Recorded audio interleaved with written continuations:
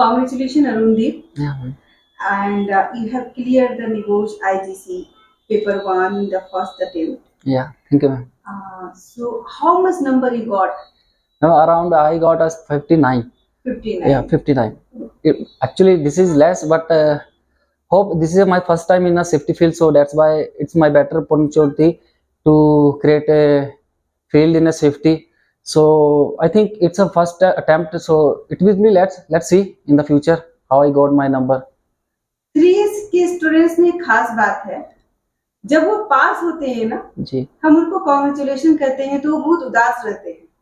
जब उनसे पूछते हैं क्यों आप उदास है, तो कहते नहीं हमें डिस्टिंक्शन लाना था, ग्रेड लाना था, मैं 4 मार्क्स से रह गया, मैं 60 लाया, मैं 59 लाया, 58 लाया, क्योंकि उनको उस स्टैंडर्ड तक हम लेकर जाते हैं मैं वो लोगों में एक्सपेक्टेशन हो जाती है मैं 90 लाऊंगा, 80 लाऊंगा, और कहीं ना कहीं जो 80-90 वाले जो एक्सपेक्टेशंस के साथ पेपर आती है तब 50-60 आती है। तो एक वो थोड़ा सा एक ग्लिच रह जाता है कि नहीं सॉरी मैं इतना ही नंबर लेकर आया। इसीलिए एक्चुअली उन सूरज सर, राहुल सर और आपकी का वंदना मैडम, आपका पढ़ाने का तरीका और मोटिवेशन करने का तरीका एक ऐसा है कि हर आदमी को लगता है कि मैं अब 90 नहीं तो 80 के अराउंड मैं नंबर मेरा आ जाएगा।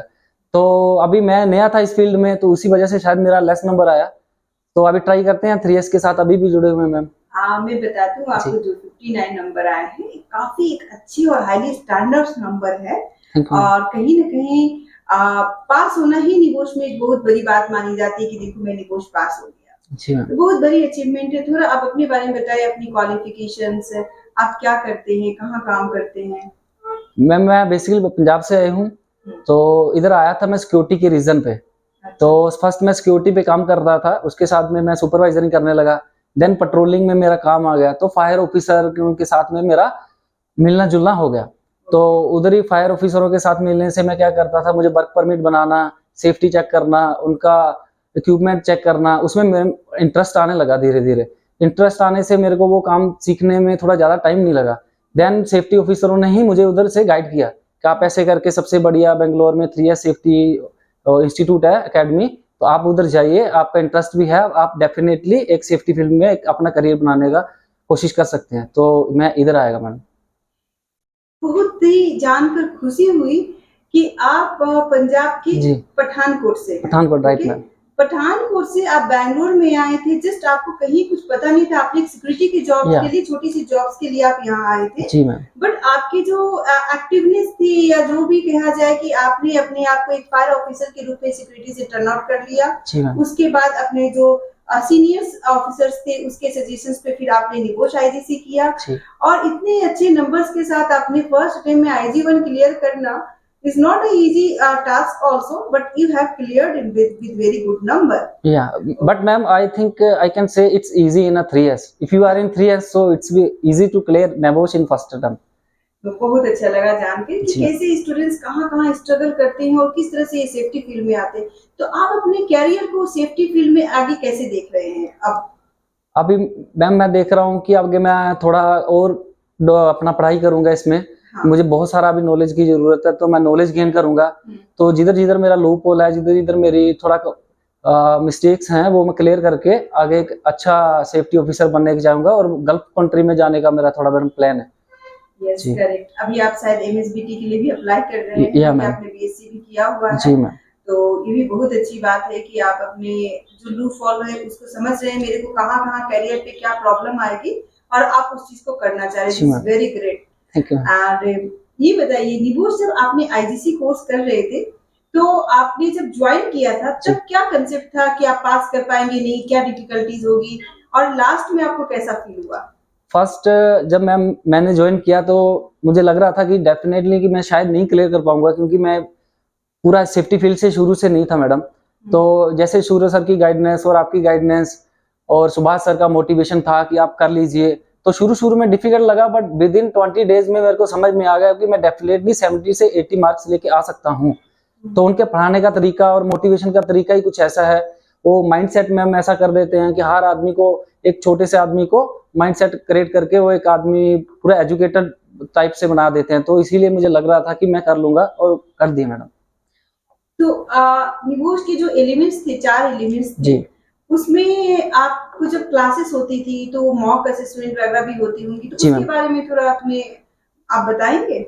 हाँ, जब मैं सूरज सर की क्लासेस में फर्स्ट ज्वाइन किया था, सूरज सर का पढ़ाने का तरीका बहुत अच्छा है। वो इंडिविजुअल पर्सन को उनके माइंडसेट के हिसाब से एजुकेशन करते हैं, और वो जो बॉन्डिंग है ना उनका, वो बहुत अच्छा है। और हर आदमी के साथ में बाय हार्ट बाय टच जुड़ जाते हैं मैम।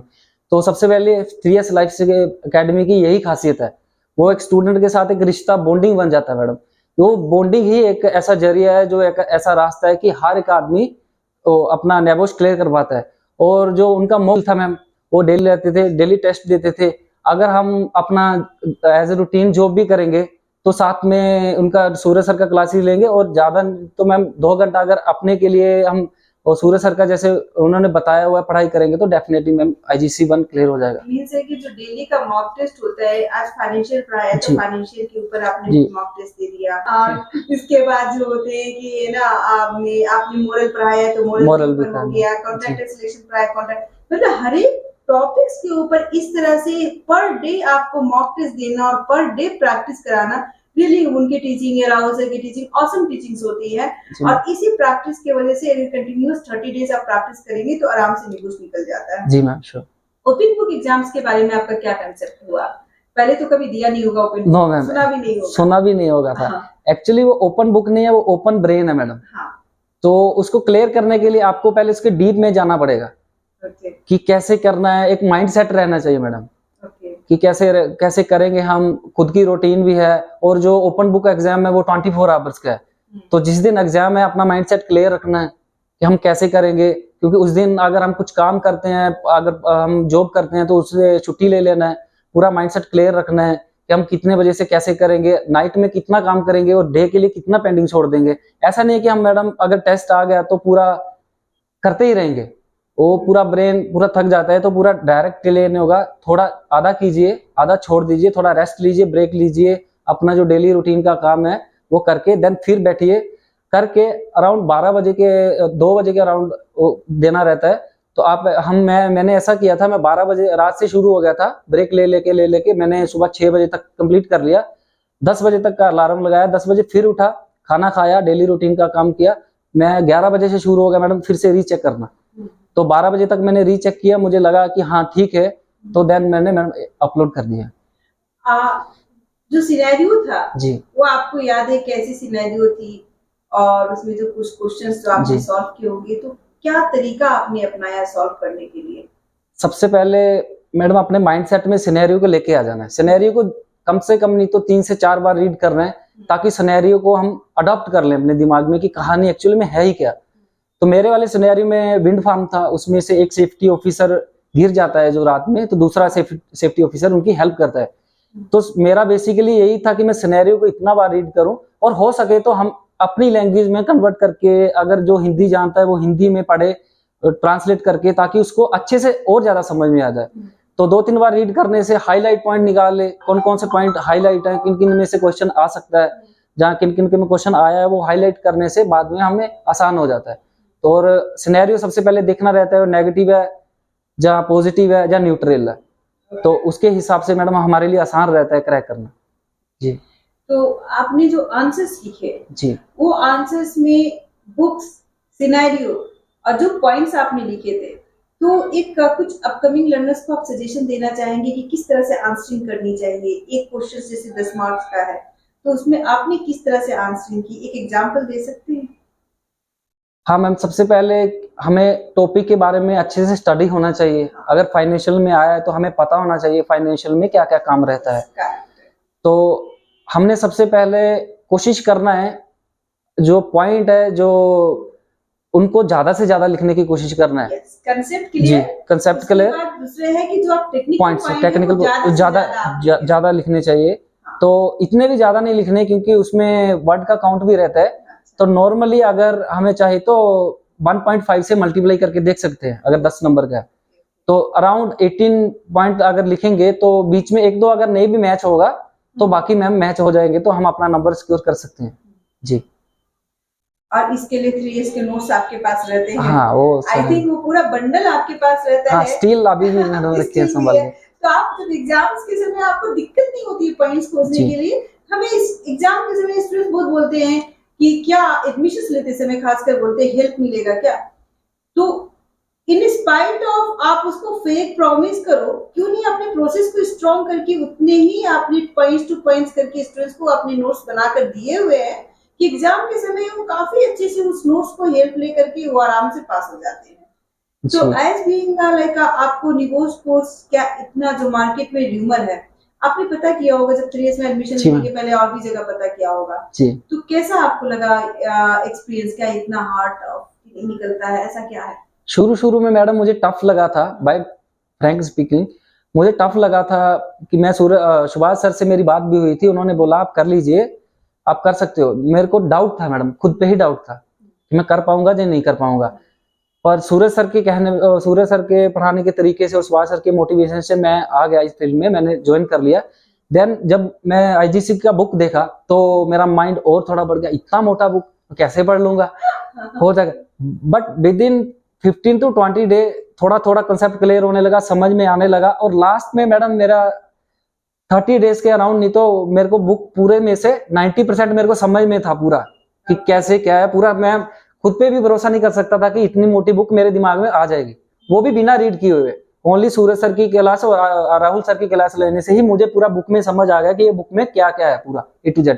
सो जो बुक बनाई है वो बहुत ही अच्छी है, और जो उनके बुलेट पॉइंट है वो तो है ही सर मैडम, वो पास करने के लिए अच्छा है। और सबसे पहले वो है कि वो आदमी का कॉन्सेप्ट क्लियर कर देते हैं मैडम। हमेशा शॉर्टकट नहीं ढूंढना चाहिए हमेशा, कि अगर मेरे पास बुक है तो मैं बुक से देख के कॉपी पेस्ट कर दूं, नहीं तो ऐसा कर दूं, तो वो कॉन्सेप्ट ट्यूटर पहले ही क्लियर कर देते हैं। आपको बुक देखने की भी जरूरत नहीं पड़ेगी, आप क्वेश्चन देखेंगे आपको टॉपिक में समझ में आ जाएगा, नेगेटिव है पॉजिटिव है न्यूट्रल है वो भी समझ में आ जाएगा। तो उसके अकॉर्डिंग आप खुद ही 60 से 70% आदमी खुद ही अपने ब्रेन से ही कर लेते हैं मैडम। उनका कहना ये रहता है कि सिनेरियो दिया गया है, आप सिनेरियो के आंसर्स को आप बुक में तराशेंगे तो बुक में आपको कंसेप्ट मिलेंगे, पॉइंट्स मिलेंगे, लेकिन आपको बुक्स में आंसर्स नहीं मिलेंगे। This is open book exam. तो आप अगर ये सोचते हैं कि ओपन बुक एग्जामिनेशंस में हम बुक खोलेंगे मुझे आंसर्स मिलेंगे, तो नहीं, आपको कंसेप्ट को समझना है, पॉइंट्स मिलेंगे, लेकिन पॉइंट्स बहुत सारे आपको सिनेरियो से भी बनाने हैं और आपको बनाकर ही एग्जामिनेशंस लिखना है। This is the beauty of the open book examinations, कि रटना नहीं है, समझना है। सही मैडम, रटना नहीं समझना है। हाँ। और सिनेरियो से मैच भी होने चाहिए। हाँ, ऐसा नहीं है कि हम मैच नहीं हो रहे और लिखते जा रहे हैं, वर्ड काउंट में हमारा वर्ड काउंट ज्यादा आ रहा है तो वो भी हमारे लिए लेस होगा। तो सबसे पहले सिनेरियो के साथ में पॉइंट मैच होना भी चाहिए। जो जो जैसे जैसा पूछा हुआ, अगर फाइनेंशियल में है तो फाइनेंशियल में टॉपिक से हम ऐसे ऐसे ढूंढे जो उसमें मैच करे। सो वही है ओपन बुक का एग्जाम की ब्यूटी, वही है, वो ओपन ब्रेन है एक्चुअली। तो पठानकोट से बैंगलोर का सफर और बैंगलोर से आपने निगोश क्लियर कर लिया, तो रिजल्ट आने पे कितनी खुशी हुई? रिजल्ट आने में ऑब्वियसली मैडम नेबोश क्लियर किया है कि जो कि यूके फील्ड का है।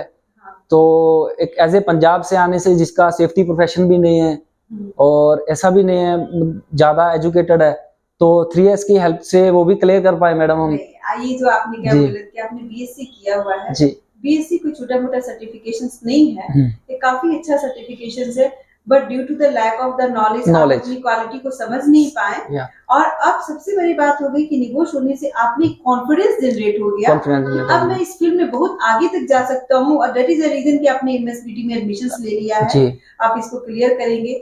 फायर और सेफ्टी सभी एक ही फील्ड है, वही रिस्क असेसमेंट बनते हैं कहीं ना कहीं, चाहे मेंटेनेंस में हो चाहे क्वालिटी में हो, सेफ्टी तो हर तरह से आप देख रहे हैं। You are not working in the IT department, आप इसी डिपार्टमेंट से ही है, इसलिए ये भी नहीं कह सकते कि आप सेफ्टी डिपार्टमेंट में नहीं है, you are in safety department. और फायर में भी बहुत सारी चीजें ऐसी होती हैं। अब निगोश इज सेफ्टी मैनेजमेंट, ये कोई ऐसा टॉपिक नहीं कि जो कंस्ट्रक्शन में कंस्ट्रक्शन वाला करेगा तो इंडस्ट्री है तो इंडस्ट्री वाला करेगा, फायर वाला करेगा, ये पूरा एक सेफ्टी मैनेजमेंट सिस्टम है। और कहीं ना कहीं ये सेफ्टी मैनेजमेंट को जो समझ लेता है उसको काम करने में बहुत इजीनेस आती है। और डेफिनेटली आप लोग बहुत आगे ग्रो करें। As a 3S life set academy हम यही विश करते हैं। Thank you. और आगे भी आप इस तरह के कोर्सेज को करें जी, और डेफिनेटली आगे निकलें। हाँ, थैंक यू मैम। एक्चुअली वो जो बीएससी वाली बात है ना, मैं कहना चाहूंगा कि मैं जब भी जो भी इंस्टीट्यूट से या जो भी कॉलेज से पढ़ा हूँ, मुझे ऐसा बोर्डिंग और रिश्ता नहीं मिला जो मेरे में ही काबिलियत मुझे ढूंढ के बताए कि तुम इतने काबिल हो, जो मुझे 3S से मिला। सो जो कॉन्फिडेंस बिल्डअप हुआ है, जो मेरा बॉन्डिंग बना हुआ है, जो मैं खुद के लिए जान पाया, जो मेरा कंपटीशन लेवल हाई हुआ, कंपिटेंसी हाई हुआ, तो वो 3S की वजह से ही हुआ है। सो इसीलिए मैं बोल रहा था कि मैडम कि जो इधर से बॉन्डिंग मिला है, जो कॉन्फिडेंस मिला है, जो बूस्ट अप हुआ है, जो पॉजिटिविटी लाइफ में मिली है, वो पहले नहीं थी।